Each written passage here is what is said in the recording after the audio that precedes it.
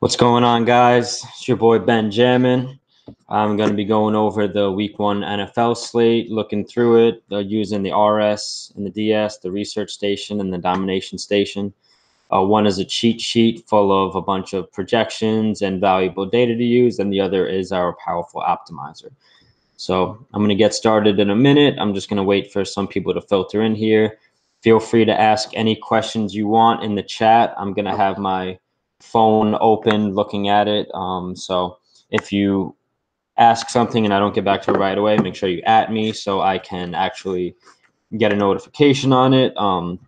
But you can ask in the NFL chat because I was going to put this in my regular private chat, but I think since it's NFL, I'll be able to still see it, and hopefully people ask as many questions as possible. You can ask questions about how to use things, about certain players, whatever you want, and I'll get to them as quickly as I can. But for the most part, I'm going to be just going over the slate itself. I will have I probably will have a guest or two, staff members, coaches coming in, and they have a link to come on. So if they want to come on at any time, they can. I'm not really sure how long this will last. I guess we'll just go with the flow. Supposed to work tonight, but I got the night off, so I got a little bit of time, and it's good timing for the start of the NFL season. So I'm just going to post this in the chat one more time.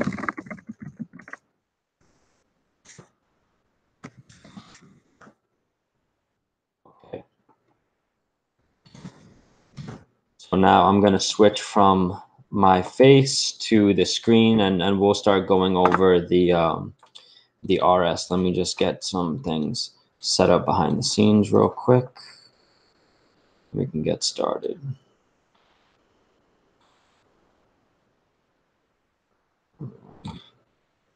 Close news. All right. Here we go. About to share the screen.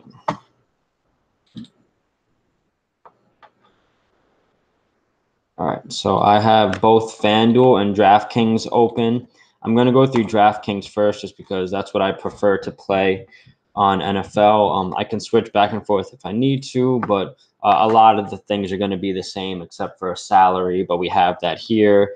The projection, it'll be a little bit higher on DraftKings because they have different scoring systems, and this is full PPR compared to 0.5 PPR. It's very important to know your scoring systems and understand the differences. And DraftKings, they have what the PPR is, points per reception. So for every reception a wide receiver or running back or tight end they get a full point. Where on DraftKings, it's 0.5 points. So it's a little bit more touchdown dependent on FanDuel. So I like it on DraftKings a little better. They both have the flex now, but the value that you get is a little bit different, and I just prefer using this site, especially for cash games. GPPs, you can really use either one, especially with no kicker now. So I have the chat open on my phone, so if you ask any questions, I'll be able to answer those. So let's get started. There is a player pool that I have in mind just from looking through things this week and people's articles and other podcasts and things like that. So for the most part, I already kind of have a feel for where I'm going to be going this week, but I wanted to dive in a little bit more and potentially take some notes. Let me just get those set up. I'm going to take some notes on a player pool. One of the things you guys can do, and this is what I usually do, on a piece of paper, I'll write down the positions and quarterback, running back, wide receiver, tight end, and then just put players underneath them and with some notes, like Tom Brady, cash, and things like that. So let me look at this. What time is the Green Bay game? So the Green Bay game is 8:20. So that's not on the main slate. And I think the Rams game is not on the main slate. So basically, anything that doesn't have an ownership percentage for the most part probably isn't main slate. So if you're looking here, this is a new addition. It's the ownership projections, and if you look, the chalkier guys are in the red, and the guys who are going to be less popular are in green. So this is more of a GPP thing in terms of the color coding, because in GPPs, you want your guys to be lower owned for the most part.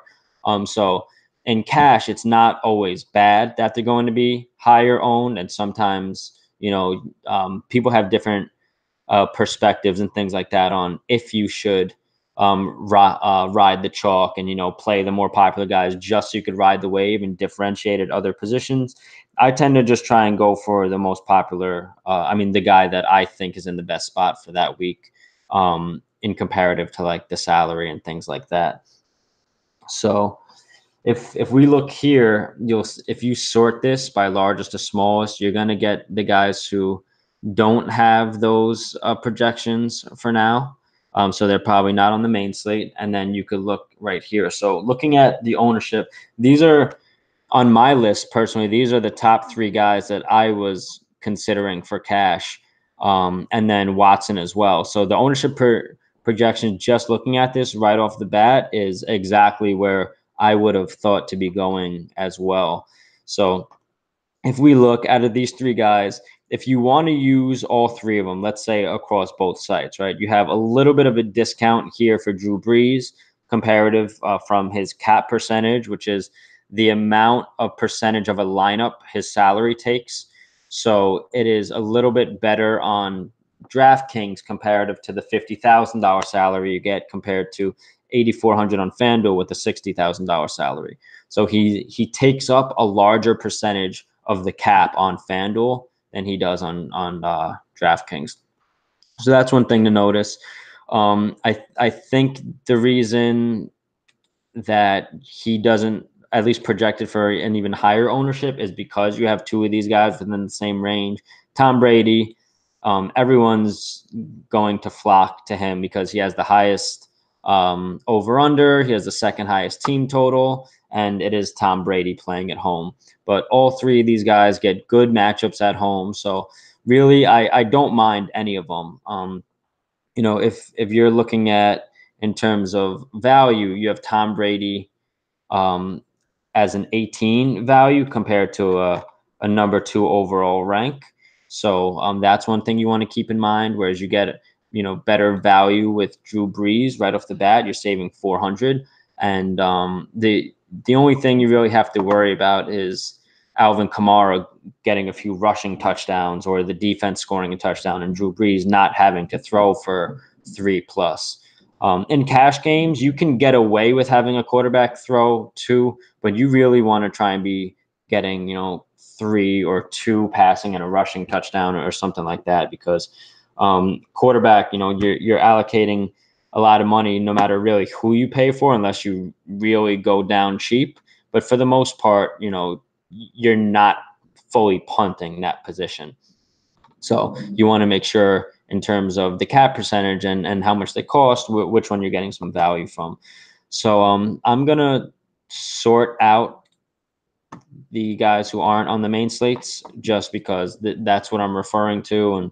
And when it comes to the other games, we can discuss that maybe later or more for the single game stuff, but I'm just going to be going over the main slate for now.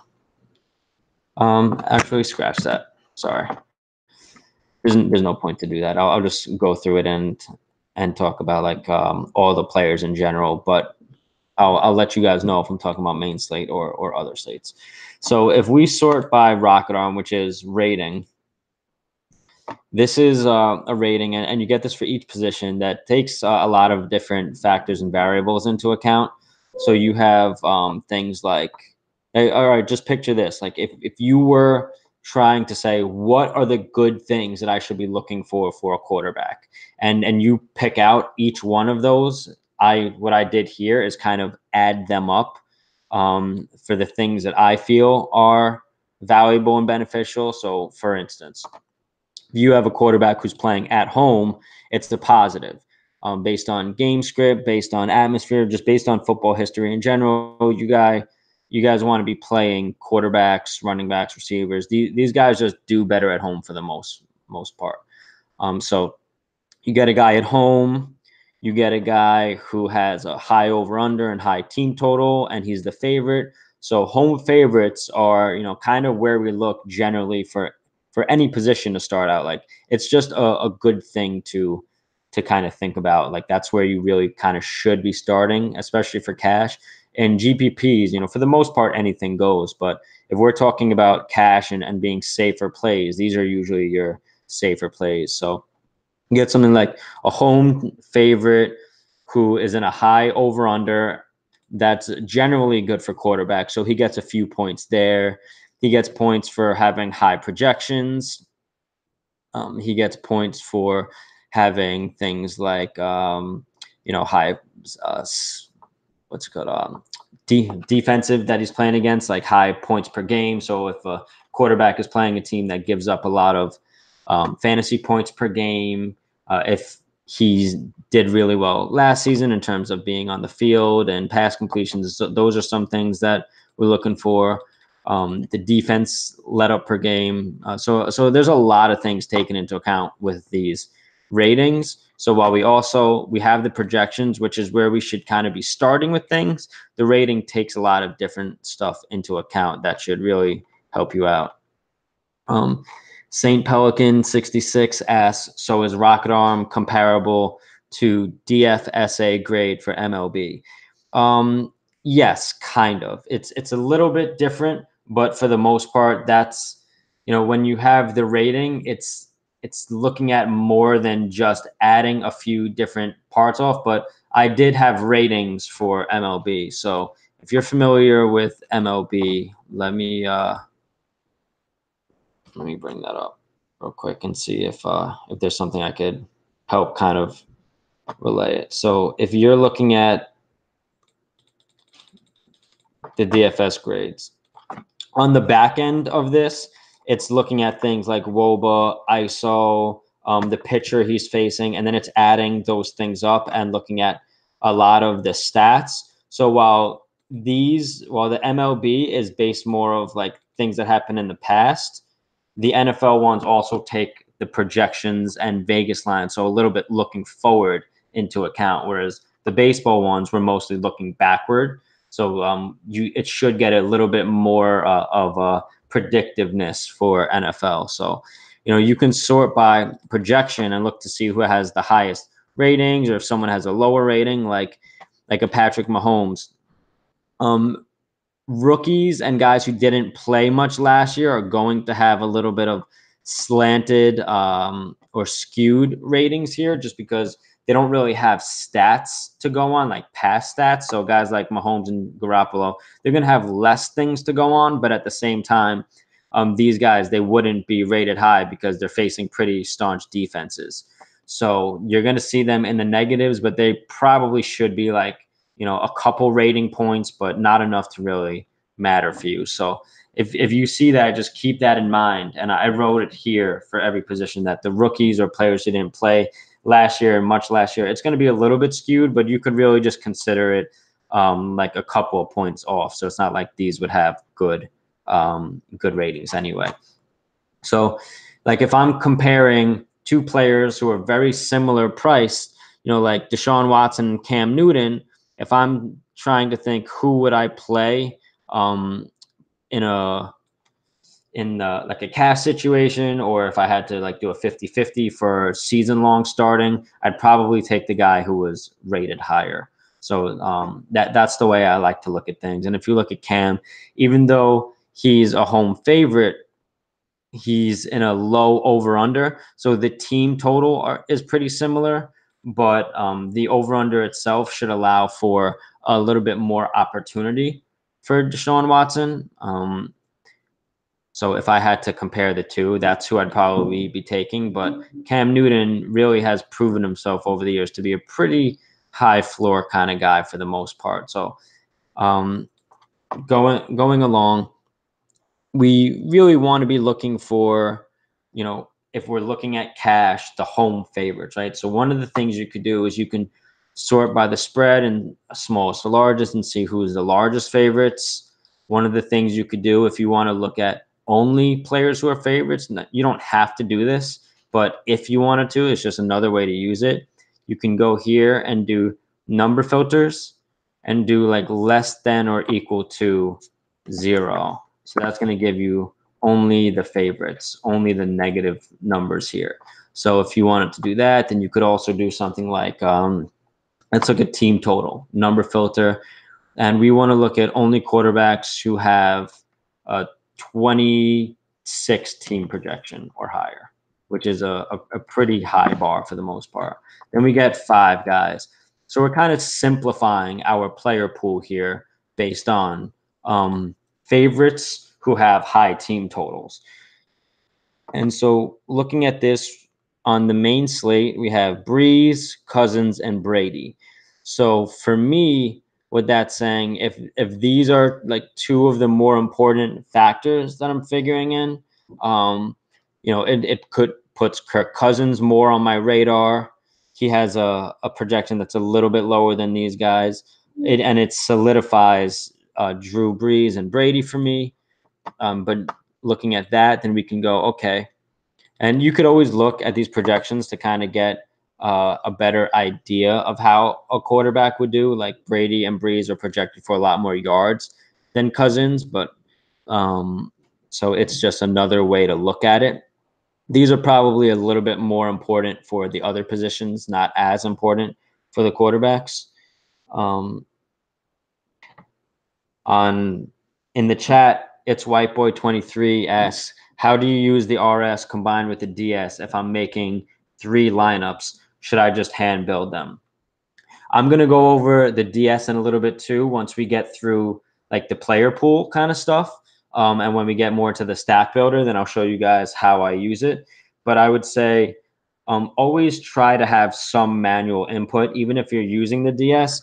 You can use the DS and tweak it to kind of what you want, so it puts it together. So you can really consider that like an assisted hand build. So not everything has to be either or, and I'll show you how I do that. Like we're going through the player pool, right? So what we want to be saying is, I like this guy, I like this guy, I like that guy. So if you figure out you like one guy more or the other, then you can lock him in. Or you can just shorten your player pool and just say, I only want it to choose from these guys. So you're basically saying, I'm comfortable with it playing whoever it puts out there for me.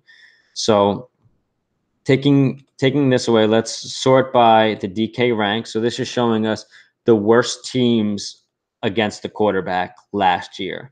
These things aren't fully rolled over from year to year.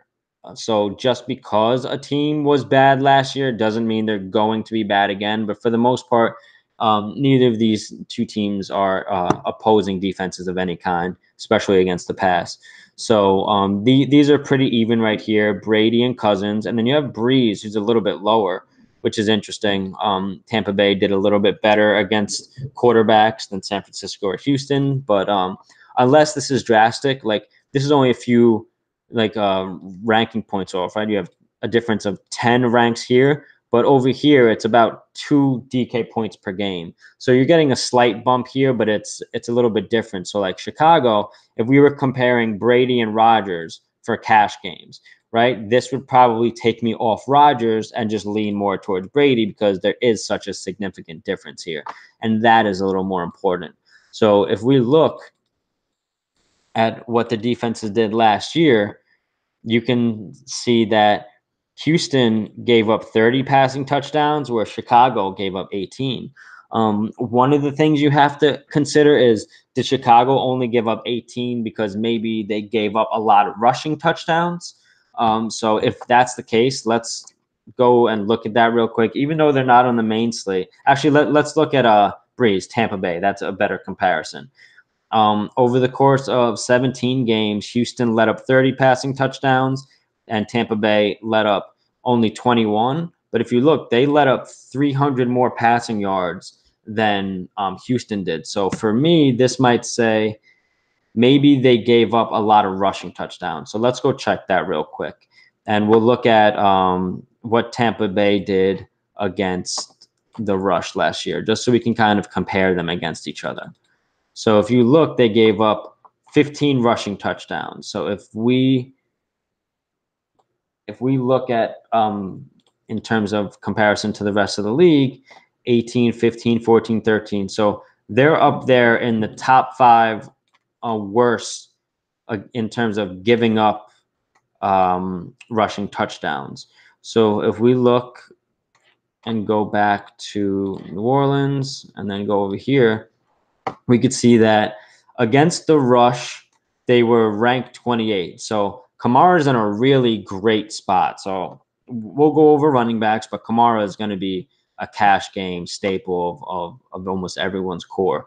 So if we look here, they were 22. So it's not like they were good against the quarterbacks. So we could say that they probably will regress in terms of giving up more passing touchdowns, I'd say, this year, because they gave up, 300 more passing yards than Houston, but they let up 9 less touchdowns. So they're probably due for a little bit of regression there. So you could say these numbers probably equal out a little bit more, but we know Drew Brees passes for a ton of yards. So that's actually really good for that matchup. So for me, these are the two that I'd really be deciding between. I don't mind paying up at quarterback this week. I usually try to avoid it if I can, but I'm looking to be a little bit safer in that regard because there is a lot of value this week where you're going to want to spend up somewhere, and quarterback is a pretty general safe play depending on the core of your lineup. So let's clear the filters here and just see if I should be considering any of the other guys. We have Brady and Breeze. So let's sort by projection again, see if there's anything else we want to look at. So Deshaun Watson, I probably don't want to play him over Brady or him over Breeze. So I wouldn't go there. But is there anyone cheaper that we would consider?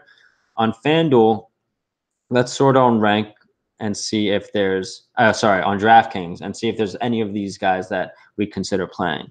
Ryan Fitzpatrick, probably not. The Saints are a pretty good defense. I don't know if I want to go there. He's in a high over-under, but he's a really low favorite. So I'm not considering that. Case Keenum, 5,100. That's really cheap.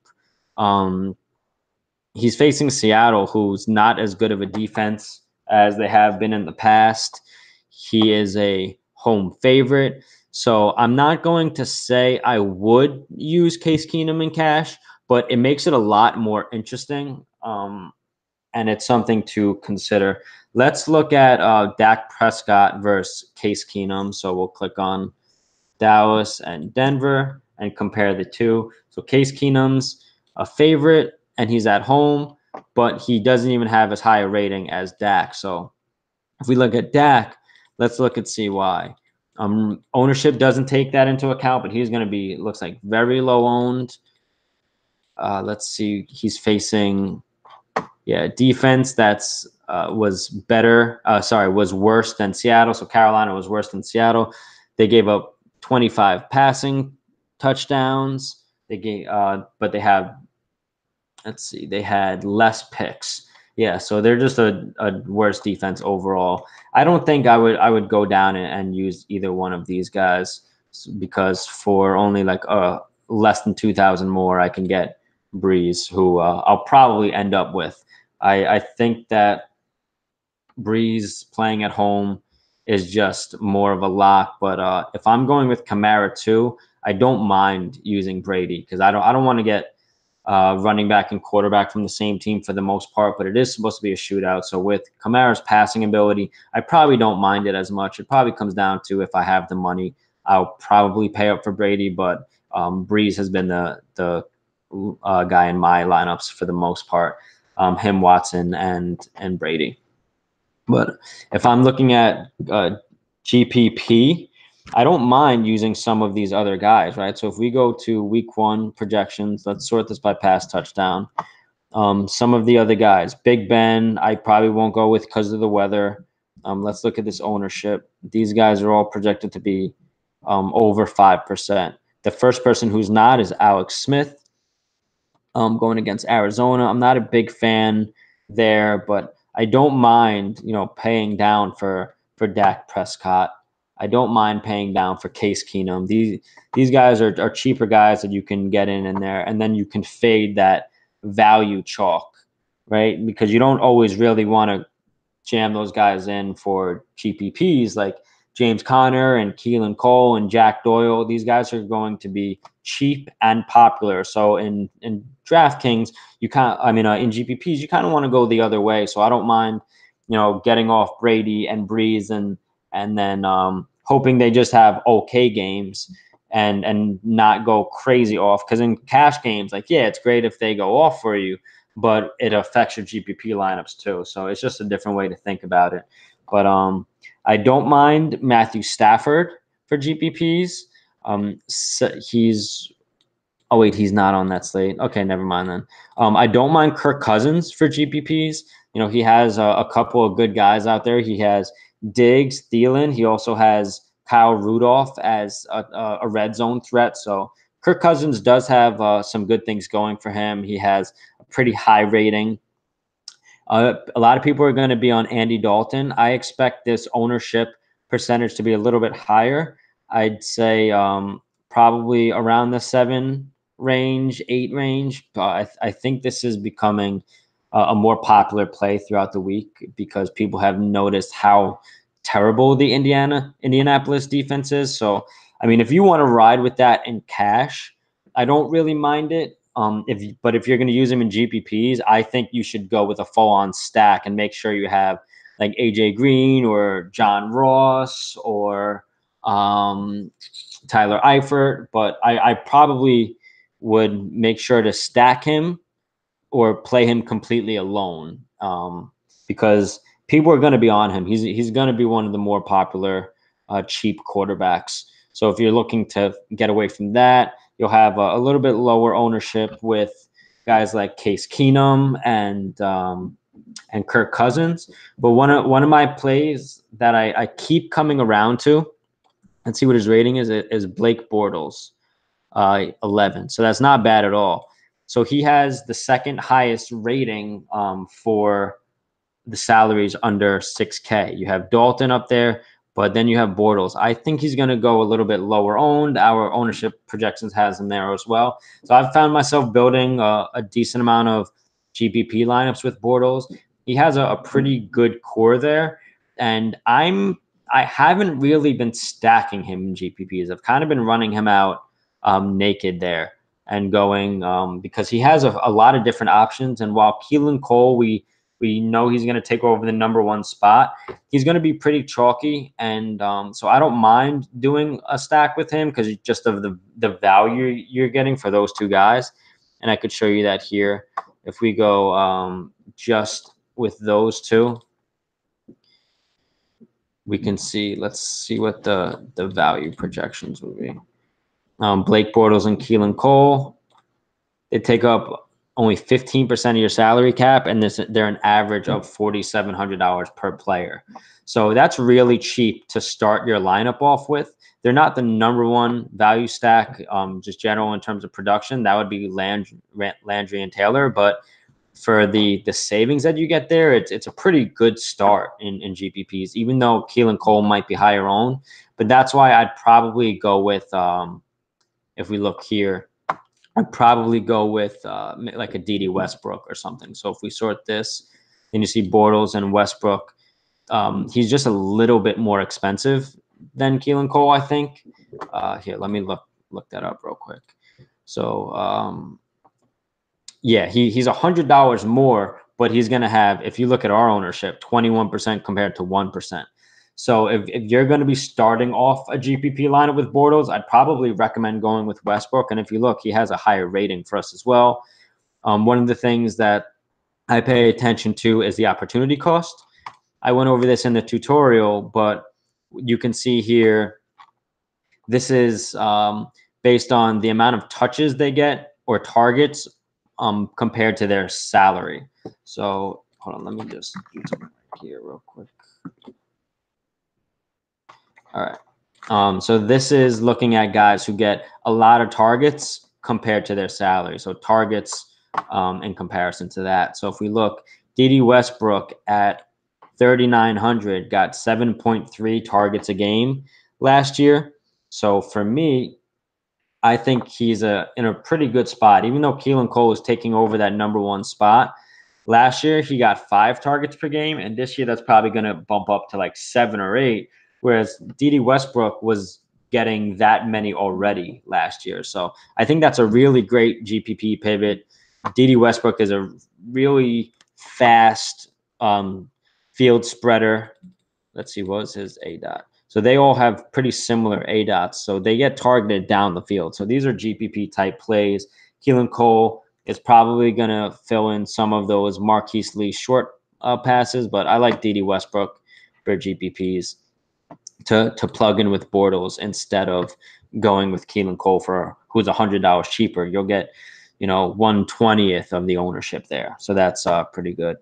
Let me look at something real quick. This is good on here. All right. Let me get back. All right. So looking at that, those are some of the guys. So give me 1 second. I'm going to write that down on my paper. So my player pool going to be Breeze for cash. It's going to be Brady for cash. And you could use these guys in both if you really want. And I'm not going to say don't. So you know what? I'll just say core because you can use them on both Breeze and Brady core because you can use them with stacks as well. You can get funky with some stacks. But in GPPs, you really want to stack them up or play them naked. You don't really want to, just go with one wide receiver, like a QB wide receiver. You want to go with a QB and wide receiver and the opposing wide receiver, or a wide receiver 2 or a running back. You want to really get a lot of exposure there, and you want to try to differentiate yourself elsewhere. So I'm going to go with Breeze and Brady core. I'm going to have Watson as well. You could probably use him in both, but I don't know how much exposure I'm going to have to him. I'll say Bortles, I like GPPs. Case Keenum, GPPs. Bortles, Keenum. I'll put Dak Prescott as someone I want to look a little bit more into, but I don't know if I'll go there. So my player pool is going to be pretty small for quarterbacks this week. I don't think you really need to go too crazy. I'll put Dalton on there. Dalton will probably overrule Dak, and Bortles will probably overrule Dak. But I can see Dak, having an okay day at a really cheap percentage, but he probably won't make the final cut for me. So for me, my QB pool will be Breeze, Brady, Watson, Bortles, Keenum, and Dalton. I don't think I'm really going to go anywhere else or even consider anywhere else. And within that core, I'm going to look to see who I want the most exposure to, who I trust in cash, and then I'll let the DS and the stack builder kind of pick out some good spots for me. So if I'm comparing these guys, one of the things that I'll do just on my own sheet is I'll just leave it open with only those guys. So let's say New Orleans for Breeze. Then we'll go with Watson. Where's mine? Brady. Jacksonville for Bortles. Denver for Keenum. And where's Cincinnati? Okay. So I'll leave it like this. And this will be my core, just so when I look back, I just know, okay, these are the guys I'm choosing from, and I only want to look at the relevant stats for them. So if we look who ran the ball, who is facing a team that lets a lot of rushing yards. You have Breeze, so he doesn't run too often. You have Seattle, they let up a lot of rushing yards to the quarterback. But we really don't have many rushing guys. You have Watson. So Watson, he's projected for 29 rushing yards. So that's almost 3 full points right off the bat for you. That's almost a touchdown right there. So that's one of the things you kind of need to consider as well. So if you're looking at a running quarterback, you want to see how the opposing team did. So like Giants, they didn't let up a lot of rushing yards to the quarterback. And it could be because they didn't play a lot of guys who will run. But at the same time, if you're looking at 51 carries, you're looking at the rushing attempts compared to the rushing yards. So moving forward, that'll probably be my core there for the most part. Did I miss someone? Watson. That's 6. Okay. Going through running backs. And if you guys have any questions, feel free to ask on like what things are, how to use them. But for the most part, I'm just going through this. So looking at the projections, well, actually go to ownership first, who the field's going to be on. So let's just get those guys out of here. Not even thinking about them right now. So Alvin Kamara is definitely going to be your cash game core that everyone really spends up and builds around. Burkhead, he's just so cheap, and people have been talking about him as the choice low owned value play for a while. But then you also have James Conner and James White. James White, I don't think is going to have more ownership than Conner, and I think these ownership projections are like a day or two old, but at the same time, I think Connor's going to be the staple of at least cash. White's going to be a little bit lower. Burkhead's going to be a little bit lower. Connor's going to replace some of their ownership, so he'll probably take maybe like 50, anywhere from like 5 to 12 ownership points from each of those guys. He'll probably be where Burkhead is. I assume, because he's only 300 more. He's getting Le'Veon Bell spot, so people are going to like that. Kamara has a high rating, so that's good. One of my other guys in cash that I'm really considering almost locking in is Alex Collins, and I'm glad that the rating says that as well. So sorting by rating, like these are two of my top running back plays for this week. I know that Collins isn't, a guaranteed high floor play, but watching him last year, he did do pretty well. I'm a little bit nervous about having Kenneth Dixon and Buck Allen behind him who can catch passes. But I think for his price and the fact that I'm most likely using the Ravens defense, I don't mind just throwing him in there and locking him in with Collins and Kamara. I think that's a good approach for cash. And then in the flex, you can always use Connor if you really want to. I think he's going to be the highest owned value running back on DraftKings. And looking at the comparison, there really isn't much cap difference between a few of these guys. I know Burkhead, if I sort by this, Burkhead has a large difference. So he's a lot cheaper here than on FanDuel. So if you were considering using him this week, DraftKings would be the place because he's a lot cheaper there. Kamara is a lot more expensive on DraftKings than he is on FanDuel, but you also have to consider he catches a lot of passes. So last year, he was getting 6 targets per game, and they lost Jimmy Graham, so they lost Willie Snead, so he'll probably have a couple. I'd say maybe 7 or 8 this year. They want to get him more touches. I don't know if they want to use him a lot in between the tackles in terms of rushes, but he's going to get a lot more than 8 per game. So last year he ran for only 8 times and caught almost as many passes as he had rushing attempts. So I expect him to almost double that in rushing attempts and probably get either 6 or 7 targets per game. So he's really a guy to build your lineups around for cash. In GPPs, I don't mind fading him at all. So you'll see there's some pretty good options who are going to be lower owned that we can go through. I'll Mr. Cutlass 71. I'll touch on the salary analysis stuff in a little bit. It's more of like background information to see if a player is really cheap or really expensive compared to what they're here. I'll just talk about it now real quick. So if you're looking at the average salary of Watson of 5,800, and today he's 6,700.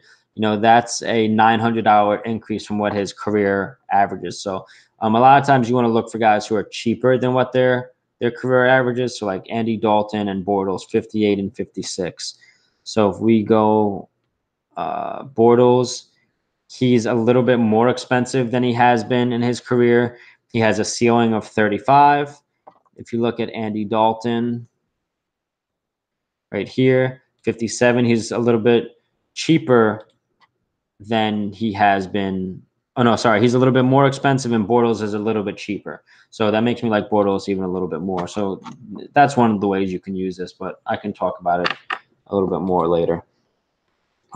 So for me, I'm gonna write down. I mean, I already knew this myself, but I'll talk about a few guys. Alvin Kamara, he's definitely a cash play for sure. You know what? I'll just talk about. I already kind of know in my head who I want my cash plays to be. So it's Alvin Kamara, McCaffrey, Connor, Alex Collins. Yeah, so those are the guys I'm kind of really considering here. Those four. So Kamara, Collins, McCaffrey, and Connor. So those are like the core of my cash game guys. I do like Melvin Gordon, but I think I don't know if I'm going to end up with him, but I'll put Melvin Gordon as like borderline cash. I just I think having McCaffrey for cheaper, Collins for cheaper, I think it just makes more sense to go with those guys. So I have no problem if you want to do the 3 running back approach on DraftKings, just because you're getting guys who catch passes. Let me look at Collins and see what his catches were. Let's see, 2 targets per game. So I expect that to increase a little bit, maybe up to 4, but that's not a lot. So he's not going to be, one of the guys that I'm really looking for in terms of catching passes. But for his salary, I don't mind the 5,600 spend. You could go McCaffrey, Kamara, and Connor, but I found myself going Kamara, Collins, and Connor for the most part. I like the 3 running back approach, but McCaffrey may end up making his way into my lineup, but you do get an $800 savings here for, let's see, an 18 projection compared to, where is he? 14. So you're looking at $800 for a 4-point projection. And let's see, Collins has a much higher rating than McCaffrey. So these are things you need to compare. But those are probably the 4 guys that I'm looking at most. Let's sort by value. Burkhead, he's so cheap. Like, I drafted him in a few of my leagues. I don't know if I could trust that for cash. The price is there, trust me. But, to get James Conner for a little bit more expensive, and you never know what's going to happen with the New England running backs. I just think there's a lot of uncertainty with his floor there. So yeah, you could go Burkhead and Conner and just pay up elsewhere, but I don't think you need to personally. But he's a borderline cash play just because of how cheap he is. But you can go with James White and get just as many, if not more, points because of the passes that he's able to catch there. So those are probably where I really would be in cash. Some people will be on Royce Freeman. I think that's a better GPP pivot off Connor than playing him in cash. He is a home favorite, so he has some things going for him there. But if I'm looking at GPP, let's look at this and see projection-wise who has higher projections. So you have an 8, you have a 9. So Chris Carson against Denver, I think that's really ballsy, but he's going to be super low owned. I don't think anyone's going to be on him. Derrick Henry, Kenyon Drake, LaShawn McCoy, I think those are pretty good GPP pivots for the price that they're in. No one's really going to be on them. Let's see. So let's do the same thing. Let's look at only the favorites in. Oh, oops, I did greater than. Got to do less than 0 for the favorites. And let's go team totals higher than 26 and see what we get. All right. Kamara, Burkhead, White, Dalvin Cook. So Dalvin Cook pops out here. He's more expensive than I'd want to pay because of the other guys. I'd rather play McCaffrey in that spot. But in terms of a GPP pivot off of McCaffrey, I don't mind that at all. He has a high team total. He's a favorite by a lot. How many rushing attempts? He's projected for 17 rushing attempts and almost 3 catches. So that is a pretty high floor for a guy in that spot. I don't think he's going to be limited in any way. You know, you could probably think about Latavius Murray potentially, you know, maybe vulturing a touchdown or something. But one of the things I noticed last year that in the 4 weeks that Dalvin Cook played with Murray, he actually had more attempts here. Let's see. I can actually look at it here. If we look at, he had 5 rushes within the 10. And so in those 4 games, I think he had like 2 or 3 more than Murray. So there isn't too much to worry about. Here, let's actually look that up real quick. So let's go Warren Sharp. This is a great website, Sharp Football Stats. One of the things you could do here is let's go to rushing. And, oh, no, you know what? I think is it game log or offense tools? Oh, game logs, skill players. This might be it. Let's see. No, there's one that showed me red zone. Oh, yeah, that's what I'm looking for. Offense, rushing, red zone. God damn it. This is a really good site to look at, and it's free. That's going to annoy me. All right, that's red zone, rushing success rate. Okay. Let's look at by player. So I want to see.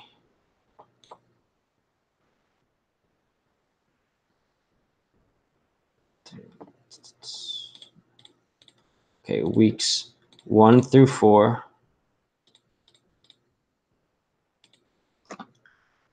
And we'll look at Minnesota.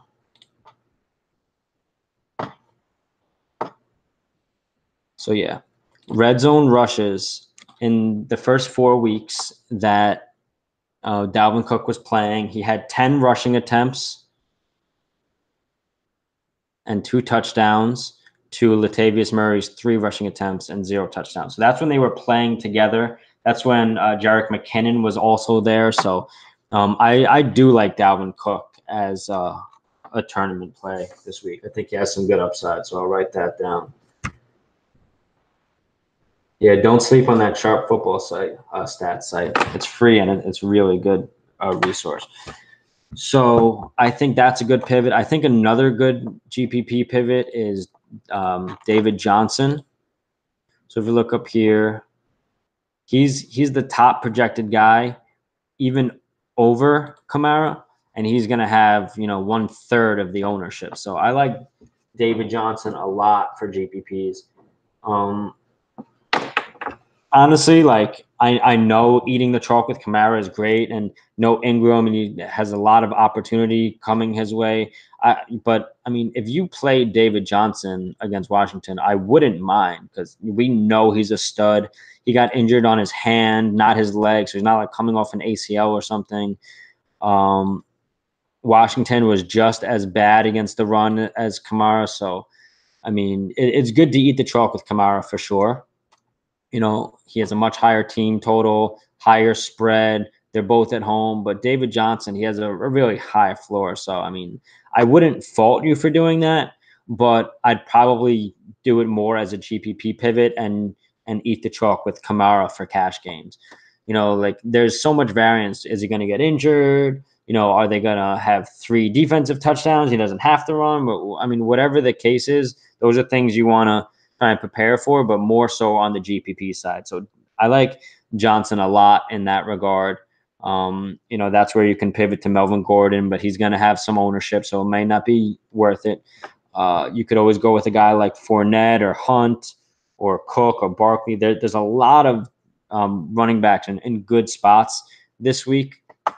But if I do one thing, I'd probably say let's just look for some of the lower owned guys. So I'm going to say let's go numbers in between on ownership percentage, in between. Actually, I could just do, less than or equal to, let's just say anyone who's going to be under 15%. that didn't work. Do 0.15 because it's a percentage. Less than or equal to 0.15. Right. So now it gives us all the guys under 15% ownership. So we have David Johnson, Zeke, I think is a pretty interesting GPP play. You know, he has big upside any week against any matchup. He has a lower rating for us. You know, I think it's because Carolina was good last year against the run. Yeah, they were the number 3 in terms of fantasy points allowed versus running backs. But at the same time, Zeke he kind of defies the rules that we have for running backs. You know, home favorites and matchup and things like that. He gets almost 4 targets per game, which is interesting. So, you know, 2 or 3 catches per game, but you get, you know, an $1,100 discount from David Johnson and about like $900 from Kamara, I think. So I think it's interesting. I think he's better used on FanDuel. If you look at the cap percentage, he's a little bit more expensive on DraftKings compared to the cap than he is on FanDuel. So I'd probably use him more over there. Joe Mixon, I think, is in a really good spot against Indianapolis. All right, Mixon down. I think you could always go with a guy like Kareem Hunt or Saquon Barkley, but I just, you know, I'm not playing a ton of lineups this weekend. I'm kind of trying to focus a little bit more on cores. So while there are plenty of running backs in good spots, especially when you consider some of the guys like Duke Johnson and James White and these guys who Chris Thompson, who are going to get balls out of the backfield and losing situations. Those are definitely situations you can take advantage of. But I'm looking more for who is going to be in my core of like cash and the pivots off of them in GPPs.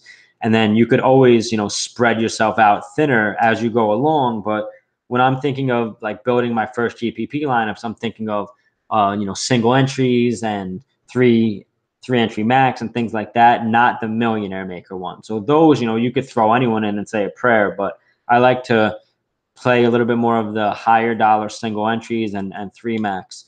So I'm looking at the pivots off of the high owned players. So that's the context in which I'm talking about them now. So if I want to get away from the low own and let's just say, all right, let's just look at some of the better matchups in general. Opposing defenses, let's see how many catches they let up. So Tennessee, Detroit, Miami, Dallas, Cincinnati. So these are teams that let up the most catches against running backs last year. So if we look, Tennessee only let up 4 touchdowns against them. So that's really, really efficient for a rushing defense. Let's see what they do against the pass. So that is Tennessee. So let's look up my Miami over here and just scroll over to see what Tennessee did. They let up a lot of receiving touchdowns. So that's where. So you'll probably get a little bit of a better run game against them this year for the most part. But, I mean, I thought they were a lot better in their secondary than that.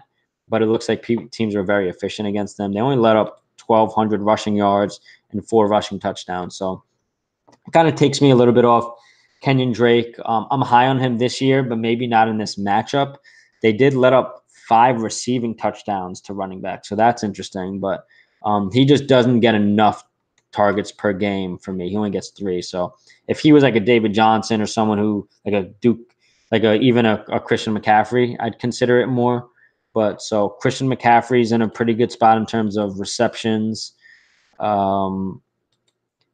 Jordan Wilkins versus Cincinnati. I'm not a big fan of Jordan Wilkins this week. I just don't know what's going on with that situation. But I think this is really interesting situation for Bilal Powell because they are underdogs against Detroit.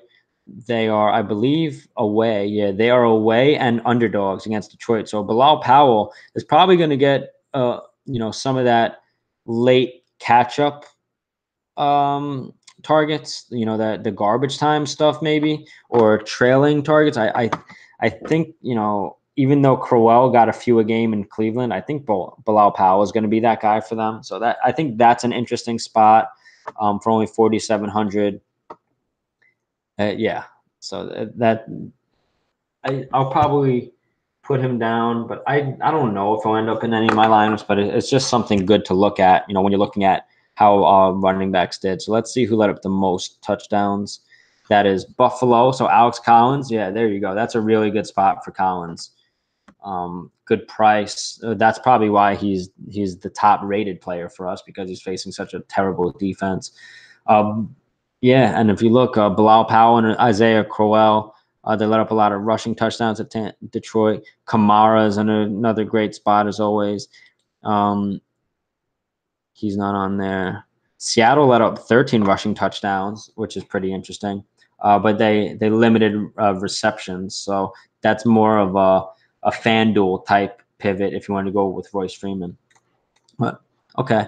The last thing I just want to look at real quick, and I dig a little bit deeper into these things, but since it's 2017, it's a little bit harder to really use this to project moving forward. Because if you're looking at Powell and Crowell, they were on two different teams last year, so it's going to be a little bit harder to compare unless the situations didn't change much. But one of the things I like to look at for DraftKings is the ADOT. This is the average depth of target. This shows you how many yards down the field their average target was. So this is how Juszczyk, almost 4. But I want to look at guys like, okay, Burkhead and Kamara. So they're getting less of those straight out of the backfield ones and more like routes, which is pretty good for us. So we want to look targets per game. Burkhead gets almost 4 targets per game. So that's you're going to get value out of him on DraftKings. So it's tough for me not to play Burkhead in cash. It's just a situation in New England that is hard to really think about. Who's definitely going to be the bell cow. Are they even going to need him? Are they going to throw for 5 or run for 3? It's a very difficult situation, but Burkhead should definitely be on your borderline of cash, and you can use him, but you're probably safer going up with Connor, honestly. Even with the bad rain there and stuff like that. Let's see. Moving forward to wide receiver. So right now we have a couple of core guys. So I'll read that off again. Kamara, Collins, McCaffrey, and Connor for like my cash core, with Burkhead on the fringe of that. Melvin Gordon even on the fringe, but I don't know if I would pay up for Gordon and cash when I have the other guys. So I'd say in terms of cash, it's Kamara, Collins, McCaffrey, Connor, and Burkhead is borderline. And then for, you have Melvin Gordon. I don't think he's going to be low enough owned to be considered a contrarian play, but he does have high upside against the Chiefs. Then you have Dalvin Cook, David Johnson, Joe Mixon, Bilal Powell. I think those are some pretty good GPP pivots away from the other top guys. So what I'm doing is I'm looking for my core cash guys, and then who would be good pivots away from them in GPP around the same price ranges. So while I'm not looking, really far into it, like for guys like, Shady McCoy and Saquon Barkley, who are good GPP plays, I'm looking for price pivots that I could just switch real quick. Even if I use the same like cash core, I can make a couple of pivots here and there and make it from a cash lineup to a GPP. So that's why. Hold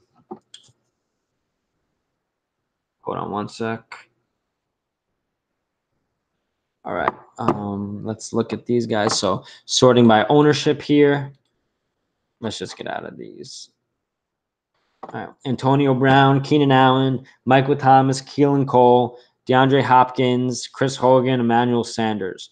You can go down a little bit further, but I think this is really where the ownership is going to be consolidated and right on target. With these ownership projections are really good, because these are all the guys that I'm considering and the industry is considering, and this is just a lot of these guys are in good spots. I'm not going to use Thielen. I know he got a little bit banged up.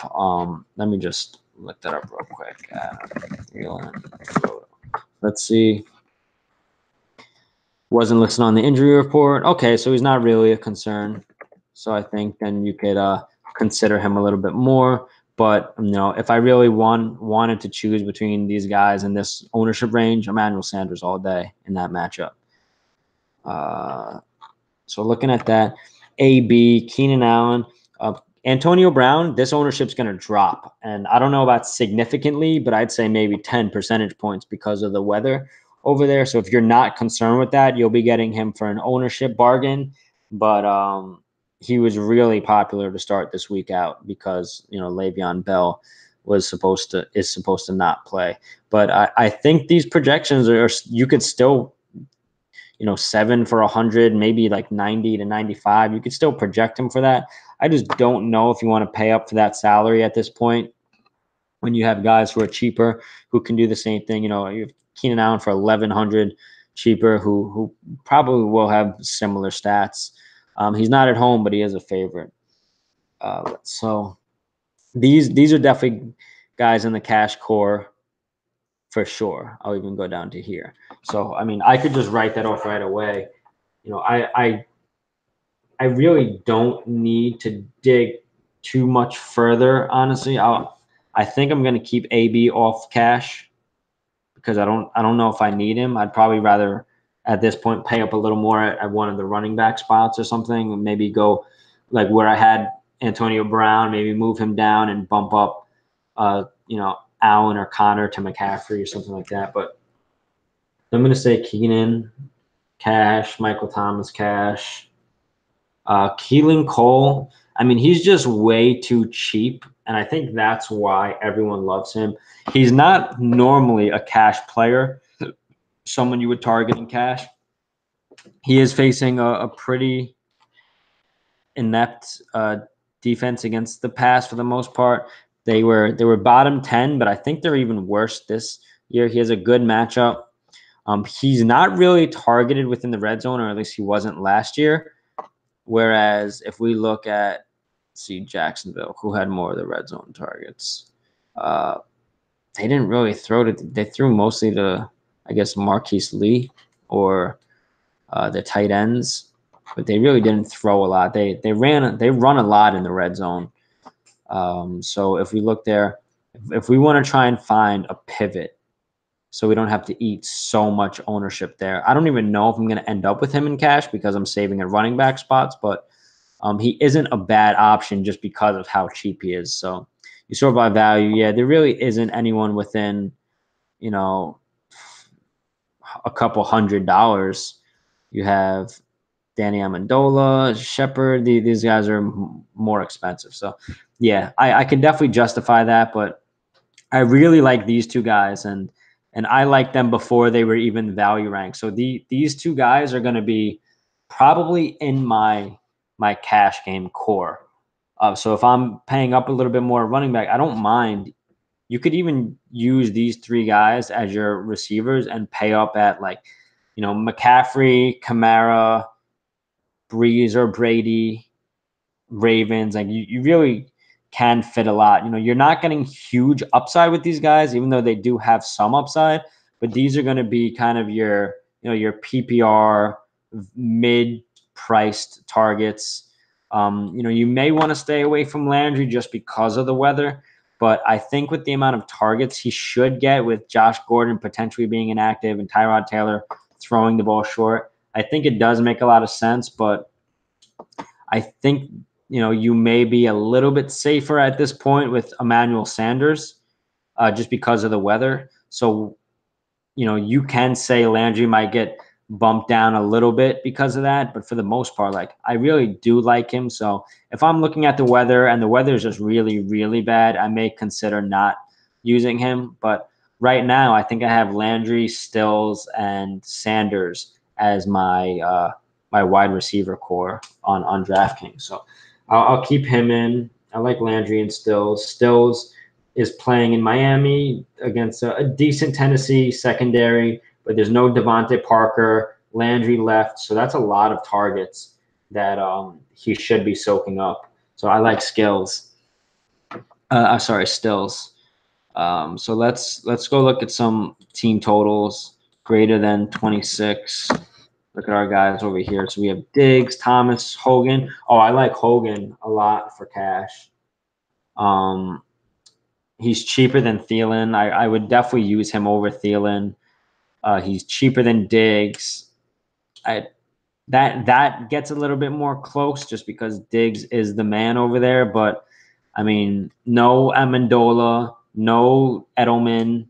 Hogan's going to be soaking up some of those targets. No Cooks there anymore either. And last year he was seeing 6.6 targets per game. Diggs was seeing 6.8. Thielen was seeing almost 9 targets per game. That's really interesting. Probably also that counts that when Diggs sat out a couple games. Diggs had more touchdowns, but he had more yards. So that's really interesting. I wouldn't pay 6,900 in cash for Thielen. I would pay 6,100 for Hogan or Diggs. So I'll put Diggs in the runnings. I don't know if I'm going to end up with him just because some of those other guys are cheaper. But in terms of GPP, if you look at some of these guys, this is where you can get some nice leverage, GPP leverage in these high total teams. You know, if you want to look at targets per game. Some of these guys are newer. Patterson's not going to get many targets. Dorsett, I've seen some people touting him.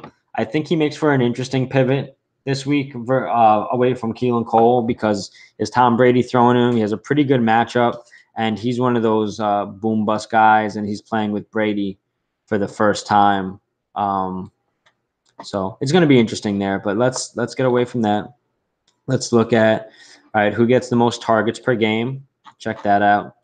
Hopkins, Beckham, yeah, Landry, and that was in Miami. He'll probably see maybe 9 per game in Cleveland with Josh Gordon not there. Fitz, Keenan Allen. I don't see a lot of people talking about Larry Fitz this week for cash. 6,600. That's an interesting price, middle of the pack among these guys. Mike Evans, AJ Green. I see a lot of more ownership trending towards AJ Green for both cash and GPP, so that's really interesting. I think it's a pretty good spot. He's definitely among the players that are going to make their way into my core. So Larry Fitz, I think Larry Fitz is interesting this week. I don't know if I'll end up with him. I have him in a lineup on fantasy draft, but I'm going to use more Chris Hogan, and if I was going to spend a little more up, I would probably have Diggs there. Evans is at an interesting price. He has Fitzpatrick throwing to him. We know Fitz has some upside. Evans has upside over whoever he's going against. So that becomes interesting there. Let's look at the opponents who did the worst. All right, so Tampa Bay, yeah, that's a killer matchup for New Orleans. So Michael Thomas, I like Cameron Meredith. There's almost no one talking about him. We know Ted Ginn has boomer bust upside. So these are two guys that I really would consider for GPPs. Like if you're stacking Breeze in GPPs, you could go with one of these, even Traquan Smith, I guess. It kind of becomes a dice roll at that point. But one or two of these guys, or combine Breeze with Ben Watson, we'll get to that, but he's super cheap. Ben Watson, Cameron Meredith, or Ted Ginn and Drew Brees, and you're looking at a contrarian stack with a high team total and big spread. So while everyone's going to be on Thomas and Kamara, that's where you can get some of that contrarianism in the same game, on the same team, because a lot of people won't really be doing that. So if we look at wide receiver 2 and wide receiver 3 on the stack builder, let's look at wide receiver 2. Look at the projection. Oops.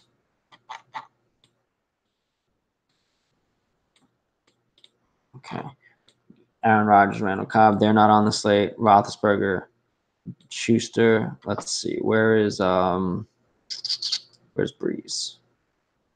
Right here. Breeze and Ted Ginn. So top 5 in terms of stacking those two. Well, top 4 on the slate. And then if we go to value, there's 6. Sort that. Get Tannehill, Amendola, Manning, Shepard, Keenum, Sanders. Those are interesting. Now let's see when we add a tight end 1. What do we get? Watson, Fuller, Gronk. That's an interesting stack. Rivers, Tyrell Williams, Kelsey. That's interesting. Breeze. It has Cameron Brate, but I like Ben Watson. What's the difference in those two guys right there? Oh, 8. Why is that? I need to refresh this. Hold on. Let me see something.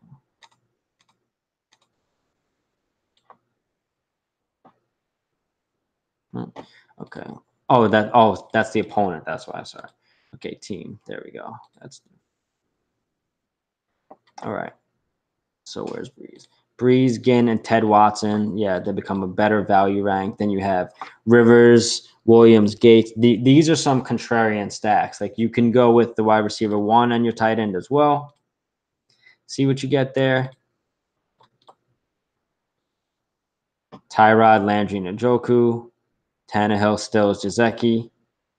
Breeze, Thomas, Watson. Let's go with wide receiver 2 and wide receiver 3. Tannehill, Amendola, Wilson. No one's going to be on that stack. I can guarantee it. Like, if Tannehill throws a touchdown to each one of these guys and maybe another one to someone else, like, these are GPP mindsets that you need to have, but no one is going to be on that. That's going to be a super low owned stack and very cheap, very cheap. The average salary is 4,400. So that's a crazy way to start your lineup. I'm not recommending it, but in terms of like Millie Maker type stuff, like this isn't a huge upside stack. But let's say Ryan Tannehill throws for 2 touchdowns to each one of these guys. They each have 6 catches or 5 or 6 catches. You're looking real good there as a start, and you'll be paying up almost everywhere else for a wide receiver and running back. Keenum, Sanders, Sutton, that's interesting.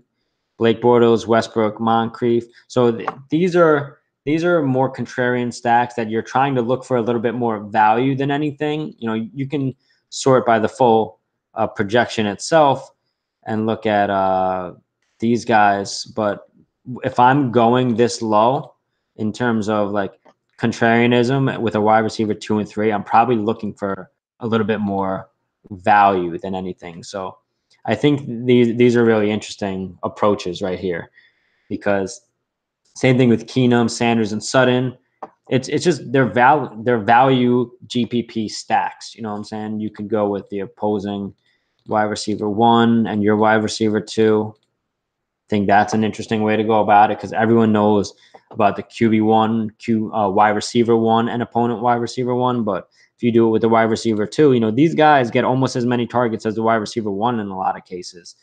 So like Dalton, Ross, and T.Y. Hilton, these are GPP approaches right here. So, if we look at the value rank of these guys, Manning, Shepard, and Cole, Roethlisberger, Juju, Landry, Rivers, Tyrell, that's an interesting one right there.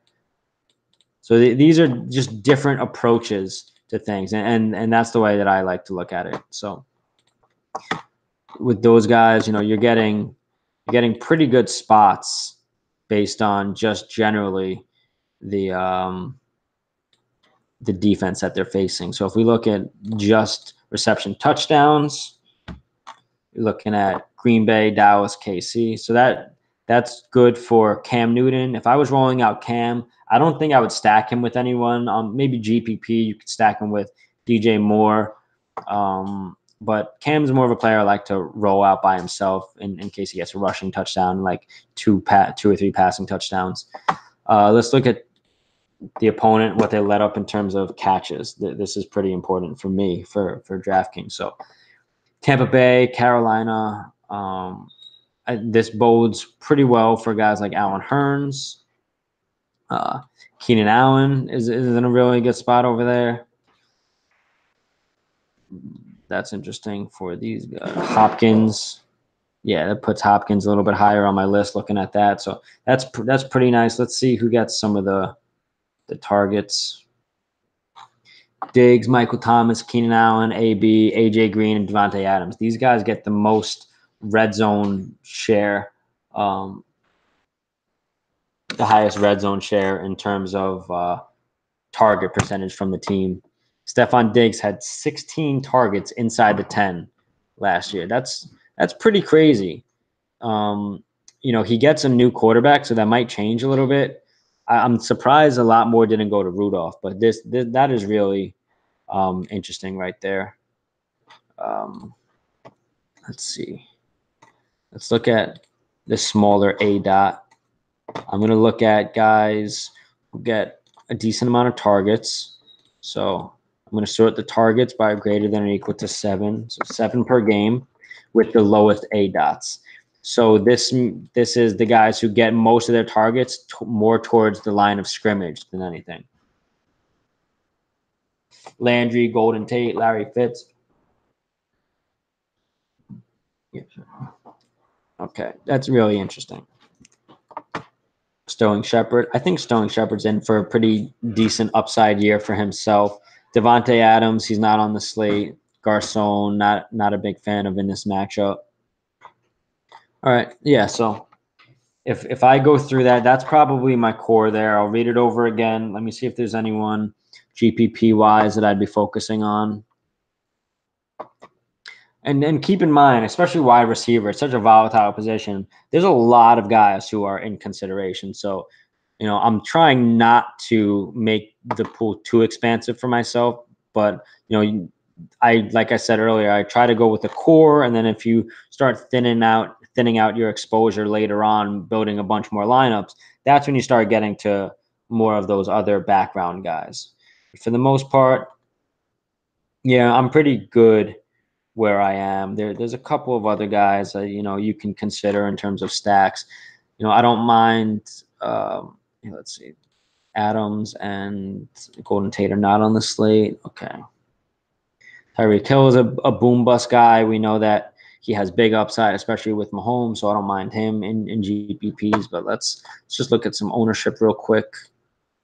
All right, we have Terrence Williams at 7. Let's see. Stone Shepard 11. That's interesting. That's a little bit higher than I would expect, but he can catch 5 passes for 50 yards or so, 60 yards maybe. Kelvin, that's interesting. We know Kelvin has upside. It's just the guys throwing to him in the defense he's facing. He's right to have low ownership.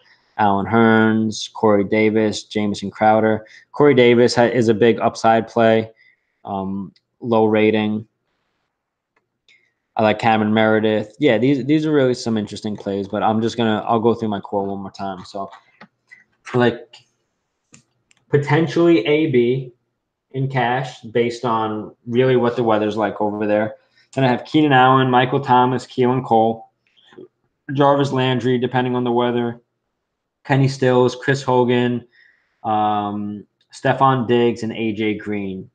So that's really where I see my core at in terms of DraftKings. And if you look to see who's a little bit cheaper, you'll have Amari Cooper is a little cheaper on. Oh no, he's not on the slate. Sorry. Let's sort by this. So Antonio Brown, Adams, Hopkins, Allen Robinson, those guys aren't on the slate. Keenan Allen, T.Y. Hilton, those guys are a little bit cheaper on FanDuel. Golden Tate. So that's what you can look at. But for the most part, I'm pretty good with that core. Looking at the tight ends, everyone knows Gronk he's always going to be the top guy up there. But I think it's really worth noting that there just aren't a lot of targets. There's a lot of targets missing from the New England offense. So he's healthy as he's ever been. I'm pretty sure he doesn't have Amendola and what's his name, Edelman or Brandon Cooks there soaking up those targets. Philip Dorsett's not going to get much run over there. Cordero Patterson's not going to get much run. So, I usually don't pay up for Gronk, especially in cash. But you have to think he does have the potential to be like the highest scoring receiver of the week, let alone tight end. So if you're looking here, he has one of the best tight end matchups on the board. He has one of the highest target share inside the red zone on the board. He gets around 8 targets per game. So if we're looking at targets right here, Kelsey, Evan Ingram, 7.7 targets per game. That's really interesting. I didn't even realize it was that much. Jack Doyle, Delaney Walker, Jimmy Graham, Jordan Reed. Jimmy Graham, that was on Seattle. Jack Doyle now has Eric Ebron behind him. So these target shares might decrease a little bit. Let's look at based on rating. No surprise, Gronk is up there. Delaney Walker is definitely one of my cash plays on DraftKings. He's a little bit cheaper on DraftKings than on FanDuel. Austin Seferian-Jenkins is pretty interesting. We know the Giants were really bad against the tight end, so I think you can really consider him as a GPP play over there. I like Delaney. Jack Doyle is going to be the absolute tight end chalk. So let's look at the ownership percentage again for tight end. All right, so Gronkowski, Jack Doyle. I don't know how that ownership projection is so high for ASJ. That's really interesting for me. I don't think he's going to be the third highest owned, but there really aren't a ton of options there, and there's a lot of value. So that's really interesting to me because I thought he would be a little bit lower owned of a pivot. I really like Evan Ingram as a GPP pivot just because of the amount of targets they get. Eli will probably be thrown in the middle of the field with the outsides being locked down. So him and Shepard get a little bit of a bump for me as well as Saquon Barkley. But yeah, I think ASJ makes a pretty interesting play. I was going to consider him more GPP, but it looks like they have him as the third highest owned. I probably disagree with that, but I don't think it's too far off. I hear a lot of talk about Ricky Seals-Jones. I hear he's a pretty freak athlete, and you have who's the quarterback that's going to be starting for Arizona? Bradford. Yeah, Bradford loves the middle of the field. I don't know why I couldn't think of that.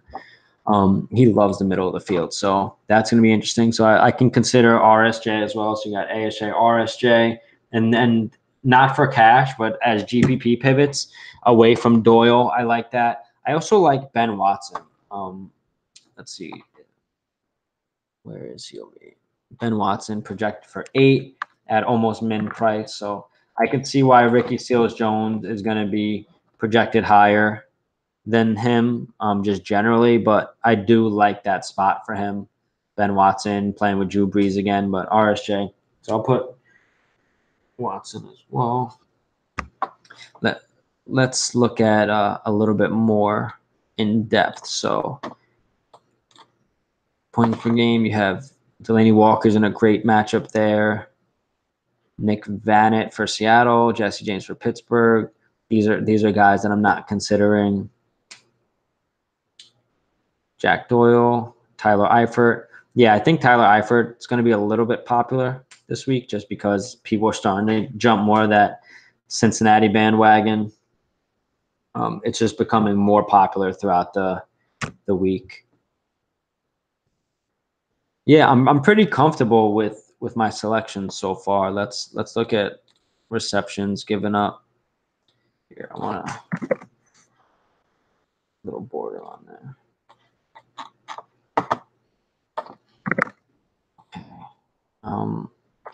Have Miami again, Jesse James, Jack Doyle. So yeah, Delaney Walker, Jack Doyle, they're in really good spots there. You have ASJ, RSJ, Ben Watson as GPP pivots. Can't go wrong with Gronk on cash or GPP. Yeah, I like these. If nobody has any questions on anything, that's probably where I'm gonna go. Kyle Rudolph is a respectable 4,500. He could catch a touchdown for sure this week. I just don't know if I'm gonna be. I'm most likely paying for some value. If I'm gonna be paying up a little bit, I'll probably have Delaney Walker because he's in a much better spot. And then if I'm gonna pay all the way up, I'll go Gronk over Kelsey. So that's where I sit right now. I don't really see any reason not to use these guys. Let's look at the target share in the red zone. Kelsey, Rudolph, Gronk. Yeah, see, Rudolph gets a high target share there. Kelsey does as well, but that's with a different quarterback. I think Mahomes' accuracy is a little bit lower than Alex Smith, so 10 catches off 21 targets. little less than 50%. Inside the 10, though, that's where you get Rudolph, Gronk, Delaney Walker. So, yeah, I like this list. Okay, I'll just add Evan Engram right there. I don't think you can go wrong with having some Kelsey, but I don't know if I'm gonna use him. Let me just real quick drop this link back in case anyone missed it. All right, so looking at this, let's see who's this. Antonio Gates.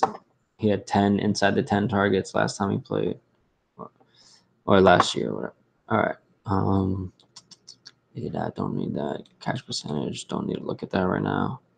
Reception yards. All right. Let's see. Delaney Walker. All right. Delaney Walker's becoming more and more of a better spot for me with everything I look at.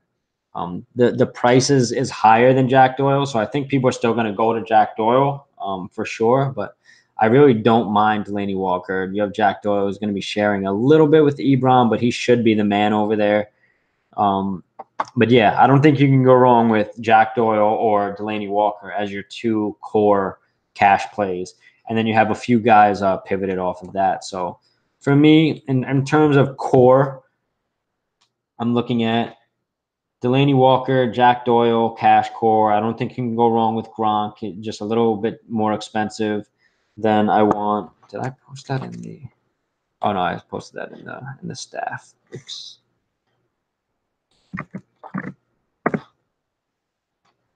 Don't think you can go wrong there. I think some people will be on Jordan Reed. I like Rudolph.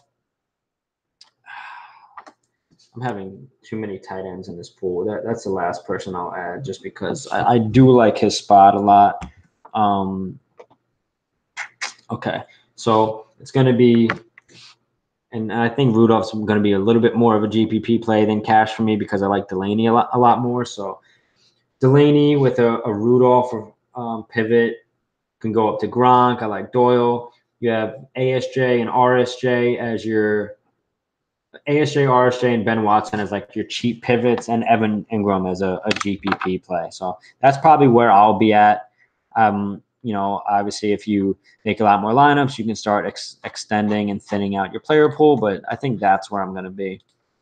Defense, it's going to be pretty simple for me this week. I'm not really going to stray too much in cash. I think I'm just basically locking in the Ravens.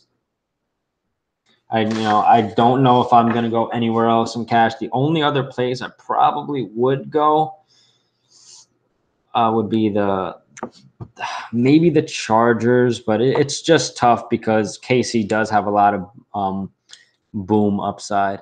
Value rank New England. This is really interesting. I've been seeing more and more people talk about them this week. I think that they're going to be more of a GPP defense for me. Yeah, I'll write that down. But I've definitely seen some people talking about them. Jacksonville, people like, but I don't think I'm going to go with Jacksonville instead of Baltimore. Baltimore is home favorite. You're going to be more highly owned. You can go with the Saints. So for me, it's pretty simple for me this week. I like the Ravens. I like the Saints. I like the Chargers and New England. And I think I'm just going to stay there. I wouldn't mind if you wanted to go, I'll add Minnesota too, just because in GPP, we've seen Garoppolo do really well and tear up Jacksonville and everything. But, he's still a younger guy. He doesn't have a lot of league experience in terms of starting games against good defenses playing in Minnesota. So GPP wise, they're going to have a lot lower ownership. I could definitely see Minnesota. So Ravens basically lock them in cash for me. I don't think I'm trying to go anywhere else except maybe the Chargers. But then you also have Saints, New England, and Minnesota as some GPP targets. This is one of the most volatile positions because you can have a special teams touchdown. You can have a strip sack touchdown. You can have a pick six interception touchdown. So defense, it gets a little crazy, but for cash, I think you kind of just need to pay up for Baltimore. They're in such a great spot, and just go with them, and then you could kind of differentiate yourself elsewhere. I mean, if you just look, let's sort by projection. You have Baltimore. They're playing against, let's see, Peterman projected for 9 points. McCoy projected for 9. Benjamin projected for 10. Zay Jones 5. So this is a really low projection for their starters for Buffalo. So it's just and that's the way to you can use this. Like you can do the same thing over here. That's the team total over here. You don't really want to be. Do I have this multiple times?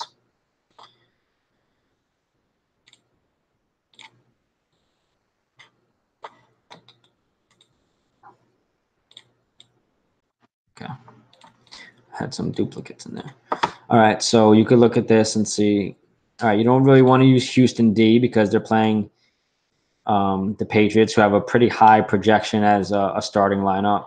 Same thing, you wouldn't want to play Tampa Bay D against this, so that's a good way to look at it. And you could also, if you want to look at for offensive players, sort this by lowest projection over here, and then see who out of that is supposed to be projected for the highest. So Le'Veon Bell, he's going to get bumped down because he's not going to play. Antonio Brown, Juju Smith. So you really don't want to be playing Cleveland. So there's just different ways to look at this, but I'm probably just going to lock in Baltimore and move on from there. Their opponent, Buffalo, let up. They had the second, third least passing yards per game last year. Second, yeah, Chicago had sorry, it's at a 32. So it's the third and the second.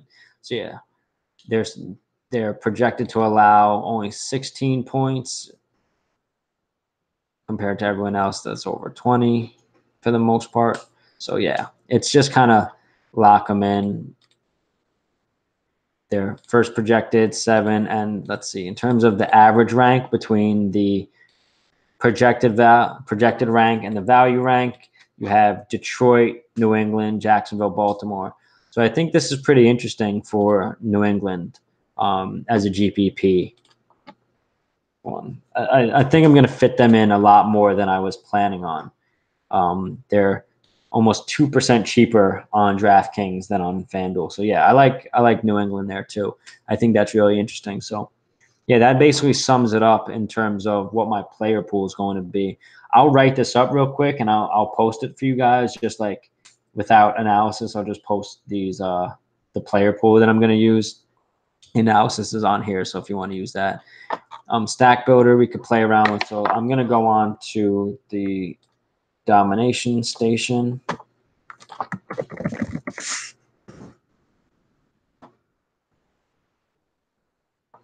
NFL, we'll go to DraftKings. We'll go to the main slate.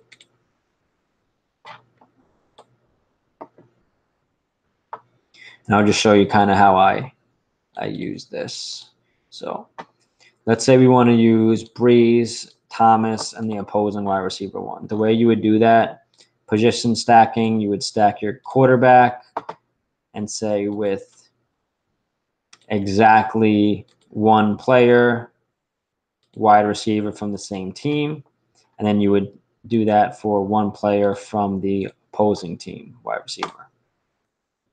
And then in order to satisfy DraftKings rules, you have to just like edit 2 different players. So I'm going to do Texans 49ers and just put them at 99. I don't really care. And optimize. Let's see what we start out with. So it starts with Ben, Antonio, and Landry, right? So if you look over here, that's what our top stack is. So if you put those rules in, this is what you're going to get because it's the top projected. So now let's say we wanted to do, okay, let's sort this by value and who's the best value. Okay, Tyrod, Landry, and Antonio. So what we can do there is just go to the quarterback position, Tyrod, and lock him because he's going to be the quarterback that it's going to fit in, right? So you get Tyrod, Antonio, and Landry. So that's another way to use that right there. Sort by the value. Then you can do what we did before.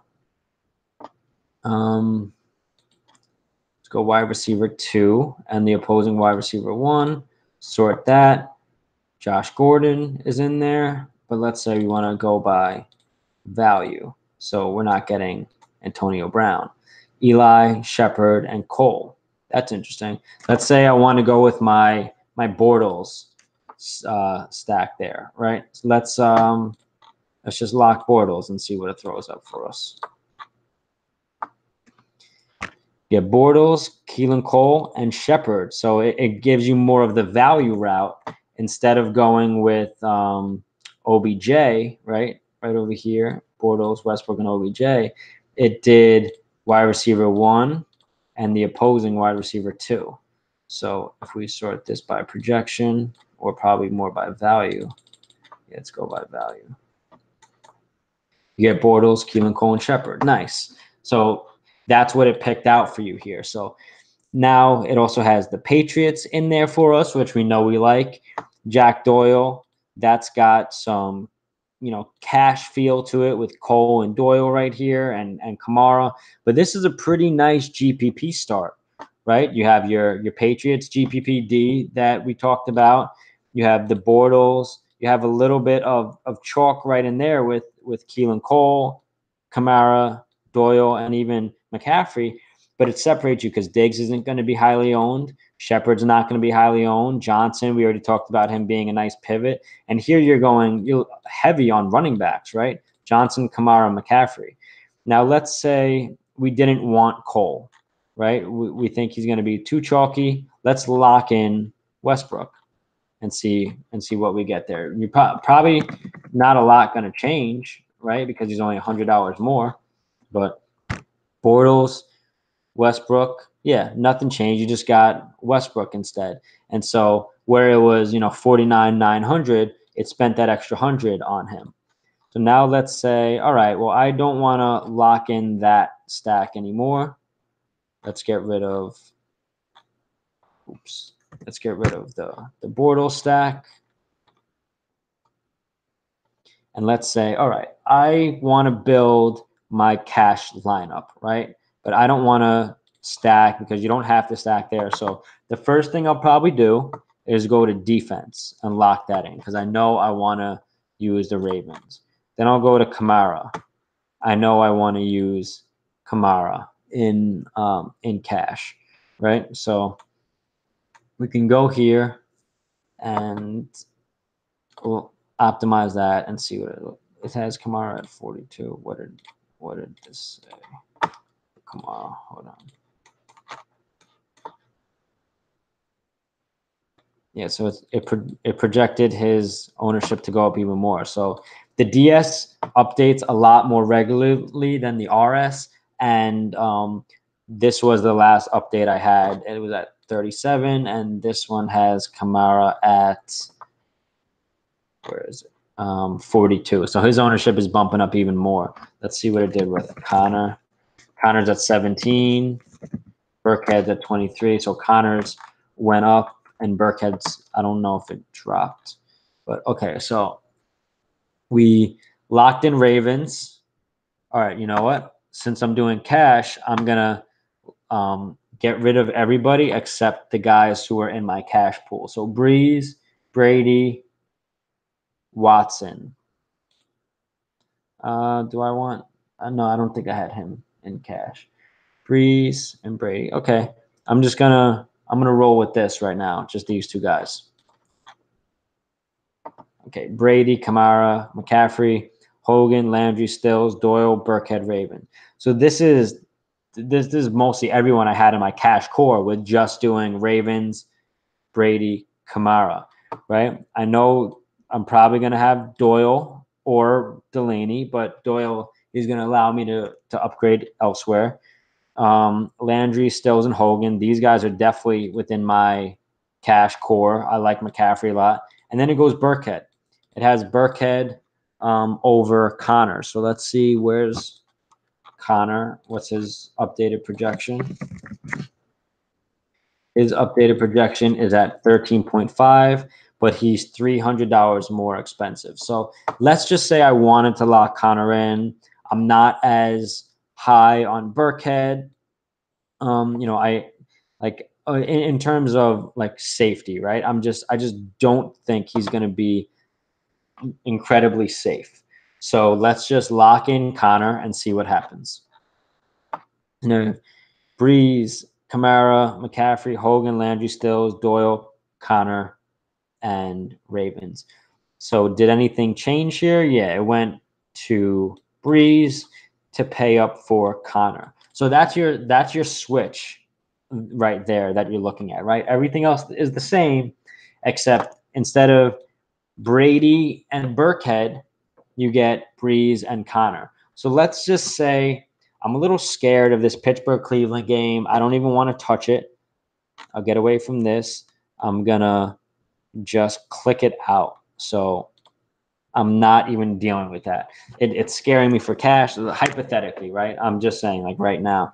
Right now, I still think I'd be using a couple guys from that game, Landry and Connor, and maybe AB. But it's just too much exposure to a really bad weather game. If the weather's not going to be that bad, then I'll consider them higher. So lock that in, and then we get Breeze, Kamara, McCaffrey, Diggs, Demaryius Thomas, Kenny Stills, Jack Doyle.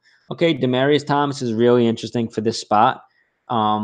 I'm not sure I want to use him in cash, so let's just X him out. Run it again.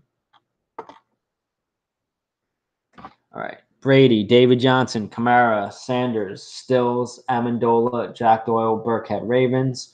I don't want to load up on Kenny Stills and Amendola on the same team, so let me get Amendola out of there. And guys, you see how I'm like massaging this? Like the projections are there, but if you do your own research and you listen to articles and you want to, massage it and manipulate it a little bit, these are the ways to go about it. So, okay, I like this. Brady, Kamara, McCaffrey, Diggs, Hogan, Cole, Doyle, Burkhead, Ravens. Now, I like this a lot. This is a nice little cash core. Then you got a Breeze and Sanders lineup. It puts in Goodwin there, which I'm not too fond of. But I would have my own player pool a little bit. So doing this is just a way to massage it. Like normally I would go position by position and take out all the guys who aren't in my core, but I like this a lot. It's a pretty good core, pretty good start. Let's say I wanted to get rid of Burkhead. I'm just not feeling it. I don't want to have Brady, Hogan, and Burkhead in the same lineup. It's just a little bit too much for me. And this is hypothetical because I kind of don't really mind that combination as much. But in cash, you don't really want to be stacking that much. So getting rid of that, then you got Kamara, Gordon. Then it's stacking up some LAC. So let's get rid of Gordon. I don't want to pay up for that.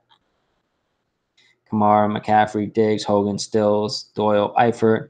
I don't want to do the two tight end. Let's see. Let's say no more than. Oh, I can't do that. Oh, because that's stacking. I want to say I don't want to use two. Oh, there it is. Flex. I don't want to use two tight ends. This is interesting. You get Royce Freeman in there. Double Denver. I don't like stacking much unless you have like high totals like New Orleans and New England. I don't mind as much, but it's trying to fit in that third running back. So let's say I go Kamara. Wait, where's Connor? Rule. I didn't take him out, did I?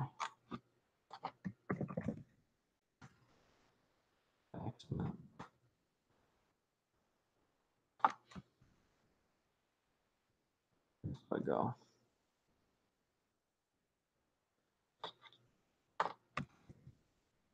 Oh, I exit out the Pittsburgh game. That's why, my bad. Okay, so let's say I go Kamara, McCaffrey, and then I want to lock in Collins for my three running backs.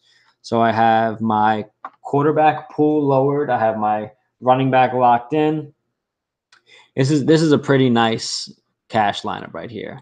I like this. Hogan, Stills, Shepard. It's tough just because he's going against Jack. So let's just say get rid of Shepard. And guys, you don't really have to go through these many steps. I'm just showing you like how to kind of analyze and go through and figure things out. So this is a pretty beast lineup. That's probably somewhere close to what I would end up with. This is pretty nice. I like this a lot, and this too. Yeah, I'll probably end up. I like this, so I'm gonna save this and maybe end up with this one of these for tomorrow in cash. I really like these running backs. You could definitely go with Connor. You could definitely go with Burkhead, but this three running back squad, I think it has a pretty nice floor. You have Keelan Cole, Stills, Diggs. This is pretty nice. I think I might end up with Connor, potentially Burkhead, but I wouldn't mind. Like I'll definitely run these lineups out tomorrow for sure. So I like this. I like what I came up with. These guys are all in my pool. So if you remember, this is all what my pool was.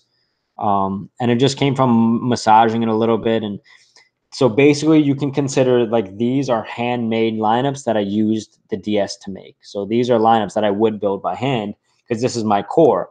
But I'm allowing the DS to do it for me, do the calculations and spit out the highest projections for me because it just helps me to visualize things better instead of doing everything by hand. So this is my whole core. So let's say, oh, Jack Doyle.